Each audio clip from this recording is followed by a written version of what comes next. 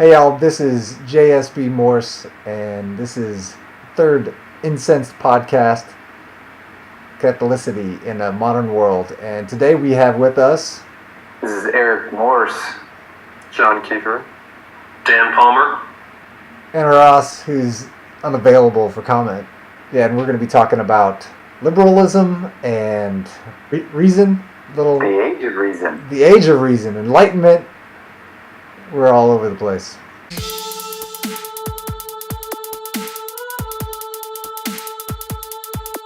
I think we can all agree that there needs to be some moral foundation for a society to work on liberal principles. I guess the question is, can you instill that moral foundation into the government? I don't think you can for a prolonged period of time. I would even say that while it's clear that the French version of the Enlightenment is more immediately catastrophic, that it isn't clear that the American version isn't ultimately catastrophic. Right, I agree with that. I think that we started out on the classical side, we're ending on the Jacobin side, and the government, since it de-incentivizes classical liberalism, right? Like, for instance, if you're starting a career and you're trying to get, you're trying to get off the ground, you're trying to pay down debt, you're trying to, provide your family with reasonable housing, generally you'll be able to do that better if you claim government benefits when you're first starting out. There are some nice apartments around here, like really, really nice apartments around here that if you just, you just go sign up, you're going to do a lot better than you would. You're pursuing the ideals of classical liberalism and you want to make shifts for yourself. So, yeah, I think I agree. It's not clear that we're not in a catastrophe. But I'm not saying it's the failure of the ideal. It's the failure of the implementation of the ideal. Well, it's a failure of sticking with the ideal, isn't it? Because you said it yourself, we're moving away from that ideal. Yeah. And so there could have been... Experiment, though, in terms of the great experiment, I think we got the Jacobins, they somehow got here. I don't know. Got to be a secret society. Well, we could do a podcast on that. There's a complete history about how they got here, but... Sure. But I think it really comes back to Daniel. So how do you... It seems like you don't believe that there are two different forms of liberalism, or that they're opposite, or that they're not built from the same seeds, right? Right. I think they both make the same mistake, but by being oriented around slightly different virtues, the fruit that they'll produce is different, but I think it's the same mistake, which is to be oriented around the process, the end product of the tree, rather than to be oriented around the seed of it or the root of it, or however you want to think of that. But to pick a piece of fruit from the tree and say, man, this is great, like, let's build a society around this, is different than being oriented around the tree itself, which is giving you all these fruits. Right. And I think you wind up kind of with a sterile, like, liberalism not being able to defend itself. It doesn't seem to be able to, this ideal form of classical liberalism that you're pointing to and saying, but this is good, like, these would be good principles if we lived by them. The trouble is... The thing that other people say about socialism and communism. Exactly, yeah. I think that it's right. It's true. I don't know. I think I don't know. I'm starting to bend in Daniel's direction because I think... No. No. Because... It's 12 Angry Men, and he's, like, slowly picking us all off. No. This is where I think Daniel's right. Because if you look at the foundation of our, democratic republic, okay? I don't know. I think I'm with Daniel. I think the American experiment might just be another insane grasp at utopia. The government's doing unjust things, but we would have to do unjust things in order to restore justice, which is the unworkable paradox. Whereas we can live just lives under unjust rule, and that's a workable paradox, which is what Catholicism is. It's a workable paradox. That's why people have so many logical issues with it. Well, what's the unjust thing to undo the injustice? Well, it's like the Civil War, right? Like, oh, slavery's bad. Let's murder hundreds of thousands of people to stop it. Right? Yeah, I would say that's a good point. That's not necessary. That wasn't necessary for the American Revolution, though. Well, I just think people. the principles that the American Revolution were founded on are fine. They just screwed up in the implementation of those. Well, the first implementation being like picking up a gun and shooting someone.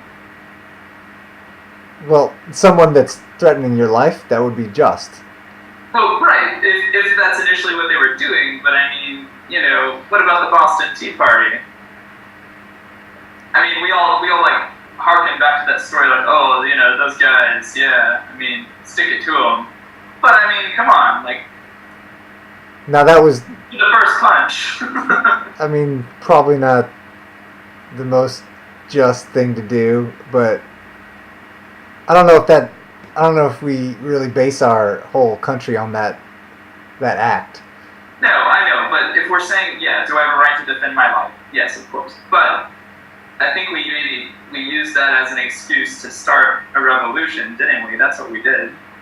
We said, oh, I'm defending my life. By the way, I got this revolutionary thing. We're going to do it.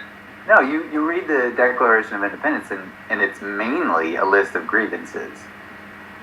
Right. Right. Defending their lives was part of that. I guess, or it could have been construed from that, but the argument was based on the fact that it was just a tyrannous government that was trying to control them. There's justice in revolting against that, and they made that case, I think, pretty soundly. I don't think it fits suitability for just war circumstances. Okay, so what would be suitable? How about that? I mean, it sounds like sending money to abortion clinics is not enough. What if they brought back slavery? Would that be enough? No, slavery would not be enough. What would be enough? Genocide? Genocide, of course. Well, why, of course, though? I mean, it sounds like abortion, government-funded abortion, government-funded slavery, or government-endorsed slavery. Like, all these things, most Americans would say that that's cause enough for revolt. Well, they would say. I could just pull up the criteria real quick. For the thing is, like, it has to be war? Pretty dire circumstances. It has to be the last resort. Yeah, it's a last resort. It's like, okay, well, you're killing people now, so I'm going to stop that. Versus, hey, like, we're really, really uncomfortable over here. We don't feel like our needs are being met, and we feel like you're imposing yourself on us and obstructing our personal our liberties, right? Those things that ought not to be taken away, you're taking them away. That's unfortunate, but it's not a reason for violence. We're talking about two different things, though, right? One is just war, and one is revolution. And they're related, but I think there might be a distinction there that might be worth considering. Because in the Catholic Church, just war is talking about one sovereign nation attacking another, right? Okay, do you want me to read the 4 conditions? Please. Okay, number 1, the damage inflicted by the aggressor on the nation or community of nations must be lasting, grave, and certain, which nobody knows the future. All right, number 2, all other means of putting an end to it must have been shown to be impractical or ineffective. I'd say that we did meet that one. But that's only one of 4. There must be serious prospects of success. That's number 3. And then number 4, the use of arms must not produce evils and disorders graver than the evil to be eliminated. The power of modern means of destruction weighs very heavily in evaluating this condition. Yeah. I mean, that's a pretty awesome set of rules to follow. It is, yeah. That's why, while I agree with the principles of classical liberalism in providing maybe an effective way for a person to live out a Christian life, I don't know that we arrived in a position where that was Well, what about the distinction? possible What about the distinction? in a classically liberal way. What about the distinction between just war and revolution? I mean, is there a distinction? Really? yeah. I mean, well, they're talking about one nation. You're saying non-violent revolution. They're talking about, the church is talking about one nation going after another. That's a different situation than the United States basically liberating themselves from the tyranny of England. I don't think the moral criteria are different. Yeah, I think that you could use just war for revolution as well. If anything, the church would be less inclined to support revolution. Okay. I think that the trouble is, if you're going to say we're going to dissolve this, we're going to reject the authority and dissolve the relationship,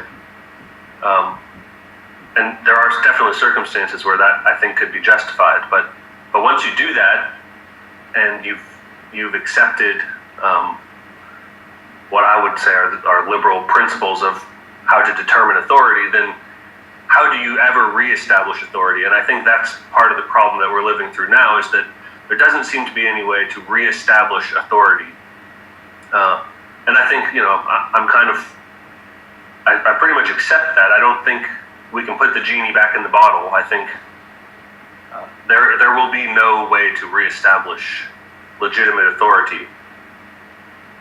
Well, what of Moses entering Egypt and wreaking havoc on the Egyptians and saying, "We're out of here, ciao"? I mean, but the Jews, I think, well, they failed just as we fail, in the desert, multitude of times. But I think that was a revolution, I would say, in some sort of in a dissolving or a separation, a destruction of a bond that was some sort of governmental relationship. Yeah, and it was based on, a divine revelation. And short of that, I don't know how you would reestablish legitimate authority. In a society which is future-oriented, I don't think it's possible. So I think you'd have to have some kind of inbreaking revelation or some kind of coalescing around, say the revelation of Christ to reestablish that. And I don't know how you can do that in a society where people have rejected that as a possible way of knowing. So can you outline what it would look like in the ideal situation? Like you say, you can't really envision it given our circumstances, but what would it look like if we could? So we're capable of it. Well, I think it would basically be a series of personal revelations that brought individuals back to God, and that happening enough would transform any society. How do you differentiate that from play the devil's advocate? The insistence and elevation of human reason. How do you people distinguish between, this is my reason telling me, whether people consciously and explicitly go through this process or not, is this my human reason, I'm feeling directed this direction, versus on the other hand, the person who says, I'm experiencing God's revelation or God's direction. I don't think they should be separated. I don't think they can ever be fully separated. Well, just a response to Daniel. I don't know if we're, and this kind of echoes what John was saying. I don't know if we're at a point where we've never faced this in history, and we're lost from now on. I mean, I think if you look at the economic and social fluctuations in the history of civilization and mankind, there have been times when it's ebbed and flowed, right? You see, and I think with the ebbs and flows, you can start to see patterns, and if you follow the patterns, you actually see a lot of the same conditions that gave rise to the medieval mindset, the Christendom. You see a lot of those taking shape right now. Yeah.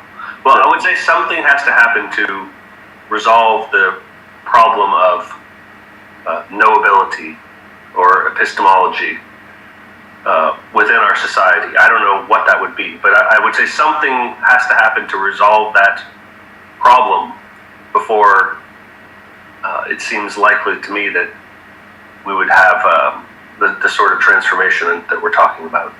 Yeah. Well, I think, okay, so here's a very rough sketch of how that would work, because I think when you look at modernity and Enlightenment thinking, what gave rise to that, what allowed that to take hold of so many minds, was this fact that we could control our own destiny. We basically had the tools, and it was almost like the world was expanded all to our benefit with the opening of the new world.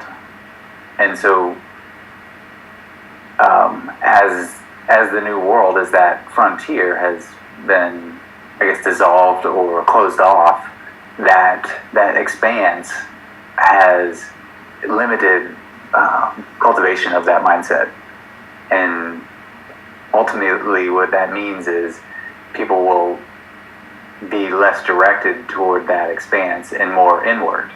And I think once you get a shift from that, outward-looking mindset more to the inward, then you start to see more philosophy, you start to see more theology, and maybe that's where you start to get the knowability factor again. Mm-hmm.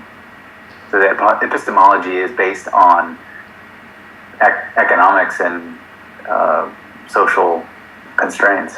So, but that you're talking about a miracle basically happening, and like in short of that happening, what can we do? Can we figure out what the ideal situation is, the ideal government without that happening? I mean, so I've always said that pretty much any government can work when it's all saints. Yeah.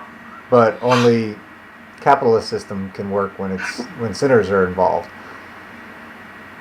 Right? Because, and I would say, to make it a political thing, capitalist libertarian system. Yeah.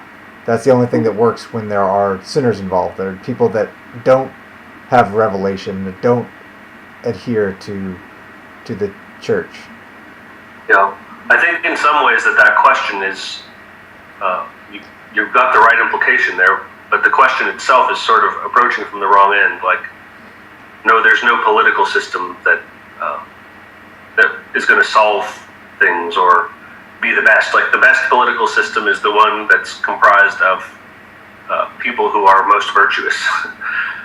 So the focus really is on God being oriented around the right thing and the development of virtues more than on how best to order the kingdom of man, so to speak, I think. So you're saying as Christians, we should focus on the culture and changing hearts and minds and leave we should focus government on to the pigs. Being Christian and living the Christian life as fully as we can. Some would argue that doing that, living the Christian life as fully as we can, would mean building a liberal democracy. Right, some would argue that. Some would argue that.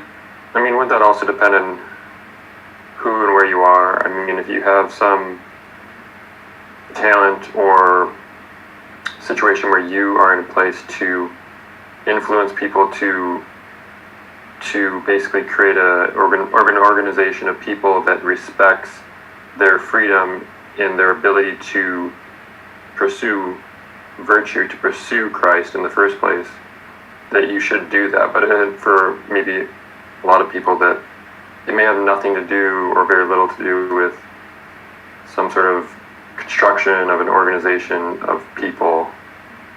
And so for them, it really is a secondary question. No, I think that's fair. But the requisite being, and I'm not sure if I got this right, the requisite being the freedom to choose and to make that decision yourself. Right, I think it's like freedom is a virtue that we respect because it allows for, I mean, without it, there is nothing else to talk about. We might as well just end the conversation if there's no freedom, right? So respecting that is a necessity in any sort of discussion of if you're going to make decisions in organizing a society, you should respect that.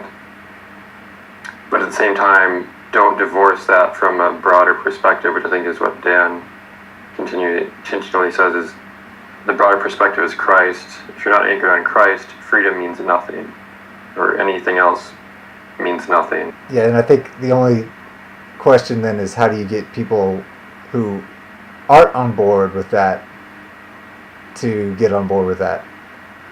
I think we just accept a certain level, and it's a pretty intense level of imperfectibility. And I just don't think that it's. I think that that's a pretty low question on the hierarchy of important questions. What if those people who you want to get on board are the ones who are dictating how you live your life?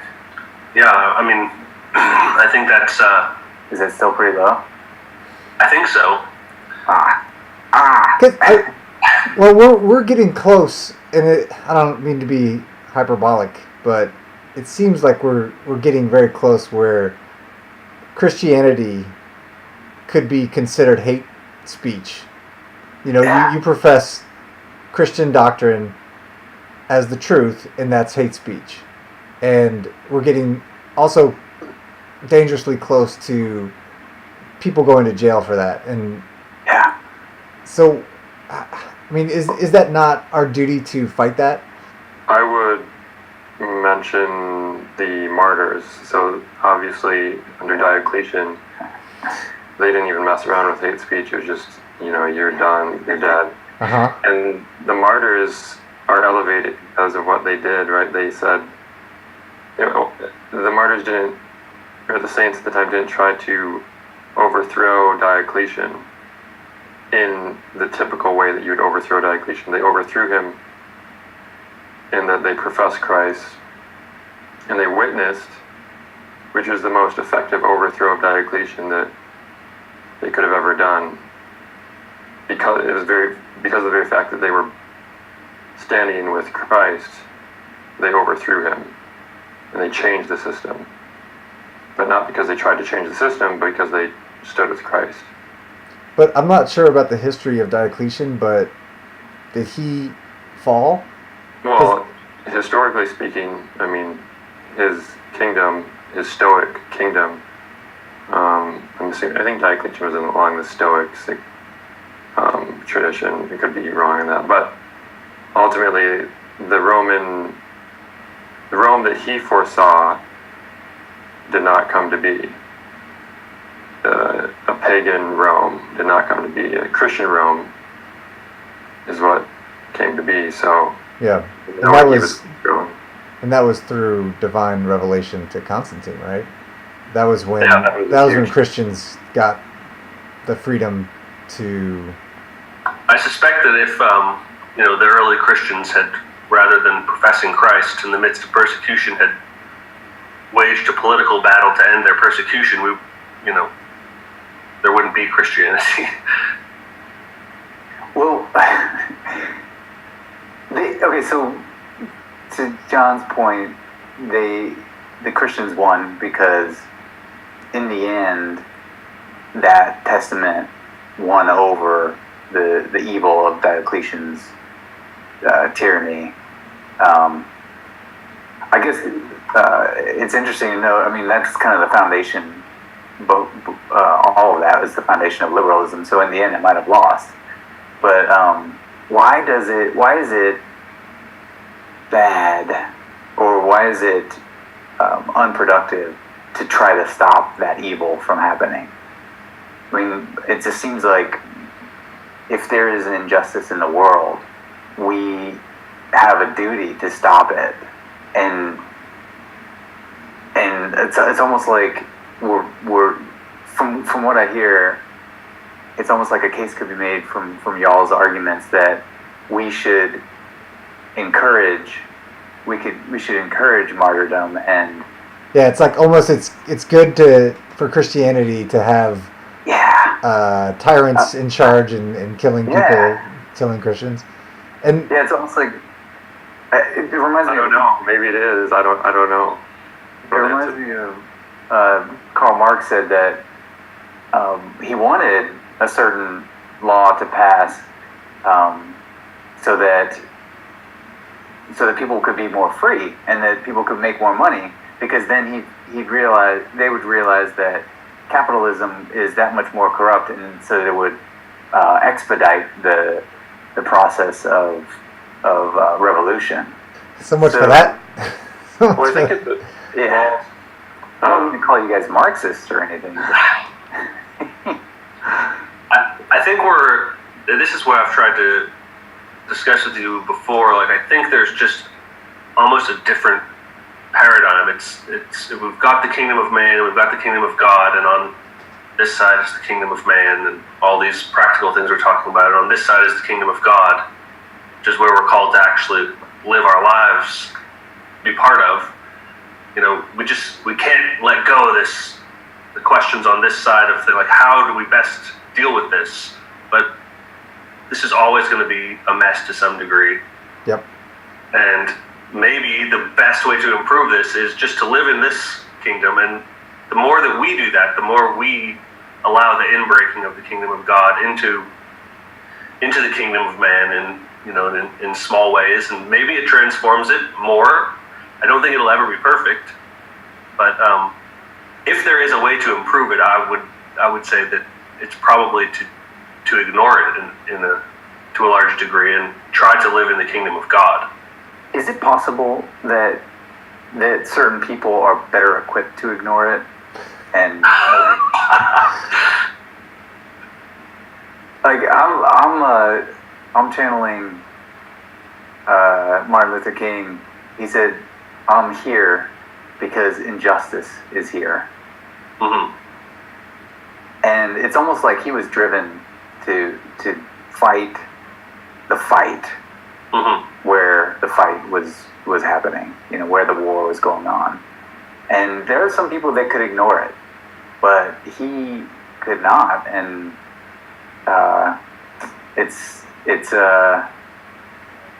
I don't know. I'm not calling myself Martin Luther King by any means, but I think there might be, maybe it's a temperament that's better suited for it, or just not well suited for ignoring. Well, it's an interesting example also because, in a way, the change that he effected was much more through loving one's political, social enemies, right? People who are oppressing, and to display love and patience and forbearance, which is in a way to live out Christianity. Even if his goal hadn't been to change society, if his goal had just been to live out Christianity in that way, he might have had a similar effect on whatever scale. Certainly, he did seek to transform society. So you've got a good point there. But it's interesting because it's kind of a crossroads between the 2 points we're making. Like, the way that he did it was through the exercise of Christian principles. Yeah, and I think his goal was the exercise of Christian principles for mankind. for all of society.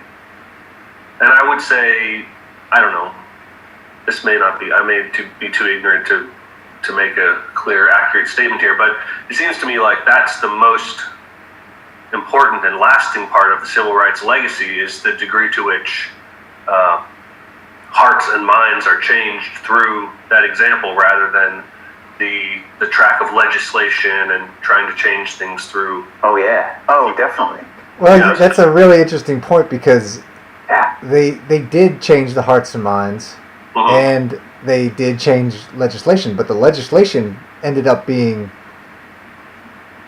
too much, I would say, and is going to be used to persecute the same people that would have endorsed it Yeah. and supported it in the first place. Hmm. Yeah. The legislation is a complete farce at this point. The danger is with MLK, or anyone who's doing something in that that sort of movement towards something that is worth moving towards. If you make your ideal or your goal, if you elevate it beyond and make it too prominent, that can be the result. Is you end up somewhere else. You end up some other rabbit hole, Yeah. because you lost your foundation and you lost your the ultimate reason for doing any of this, which in our case, it's Christ. And if you lose that, then you can, even if you have a good direction in the first place, you end up somewhere hellish. That's a great point. And Excellent point. it's almost like, well, the modern social justice warriors, for instance, right? Yeah. They hate racism so much that they become racist as a result, right? So that, or I don't know what another good example It's an would be. inherent danger of any being oriented around some future point, is that, you know, anything you do to get there can be justified, because that future point is the most important thing, and so the principle can become secondary. Yeah. We can, if we lose our humility and the "Thy kingdom come" aspect of our Father, then Right. Instead, we've changed it to my kingdom come, my will be done, and everybody's competing to race to that point of their kingdom, their will. Hey, with that break, can I bring us back to something that Joe was talking about earlier? It's something, I mean, obviously it's all related.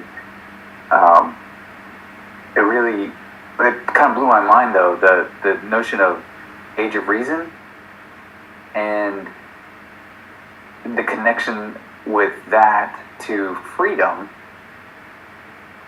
and the ability to sin or love. And I wondered, and Danny, you mentioned how you kind of questioned the connection there, the logic behind that. So I question the experience of it. yeah, Like I said, as a father. okay. You're saying that you think that your children loved you before they reached the age of reason, in a true sense, that they loved you. So what do you mean by the age of reason? Maybe if I have a better grasp on that, I'll change my position. But how would you define that? Well, the church, I think, says that you can't sin before the age of reason. There's no moral Culpability. culpability before the age of reason, and that is different for every person, but around the age of 7, and I'm not sure. Some kids are more reasonable earlier than others. Reasonable meaning the age of reason. But so the idea is that you know that you're doing something wrong, and you do it anyway. Mhm. Whereas young kids, they're just instinctual. They're not really thinking through things. They're little animals. They're little barbarians. And so, along those same lines, if you can't choose to do wrong, then you can't choose to do good. You can't choose Right. to wish or will somebody's bad or evil, and you can't, on the flip side, will somebody's good. And so that's my definition of love and willing That's- someone's good. So That's mind blowing right there. I think kids even before then can will each other's goods and can definitely will each other evil. But how much of that is like legitimate will, or is it just an instinctual reaction? I mean, I think that introduces How much is it? a conversation could come in there, which we probably shouldn't get into. Yeah, right. But I think Well, maybe it's a.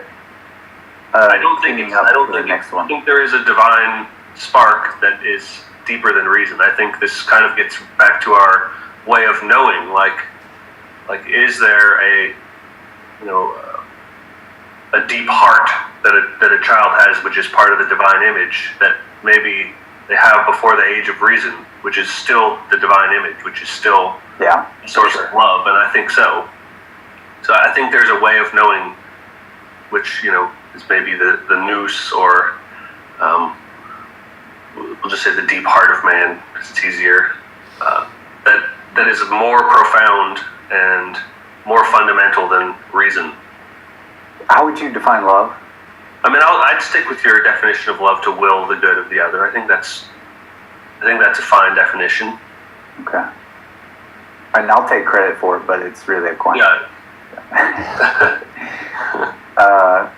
Okay, and so can you will something if you don't have full intellectual control over I that? think so. Yeah. Okay. Okay, and that kind of gets to what you're saying. Okay. I'm gonna have to look up that. Joe, do you have any resources on that? just a couple years of being a parent. That's a lot of resource right there. Well, and I don't know. I'm just thinking. I should look into it, but a lot of times when my boys do something, and I'm pretty sure they know what they're doing, it's wrong. I don't know if they're sinning at that point. Yeah. So do you think that they don't know? You think they know, but they don't really know. Yeah, it's a different level of understanding. Maybe part of our impasse here is just having a slightly different concepts of sin too, because it seems to me like that's in a way more of a almost like legal understanding of sin. Like, when is somebody guilty of the sin? Whereas in the Eastern Christianity, the concept would be more of sin as spiritual sickness, or so a child could have that, and their sin isn't one of like culpability. Isn't really a question. Isn't really a question. That's almost more aligned with Jewish notion of sin. They're unclean. Is that applicable to mortal and venial sins, or just venial sins? Honestly, I'm not familiar enough with the Catholic framework of that to say. Okay. You'd have to help me out. And I think when Joe was talking about sins being, you're doing it wrong, Yeah. and you do it anyway, that's mortal sin. Yeah. Okay. Venial sin, you could be doing it and not really know the Yeah. consequences. I think it would apply to both. Okay. I think it corresponds to the Orthodox perspective in that venial is, like, the word venial literally comes from the word for wound. So you're wounded. You're wounding yourself with venial sins. Whereas with a mortal sin, you've done something so destructive that you've killed. It's mortal, so you've killed. So it's the same Dang. perspective, I feel, as Orthodox. It's wounding yourself, it's sickness, it's self-destructive, which is ultimately the problem with sin. Yeah. Yeah. with mortal sin, what is it that you're killing? Soul. Yourself. Yourself. No. The wages of sin are death. I think that's a good way to end it. I think so too.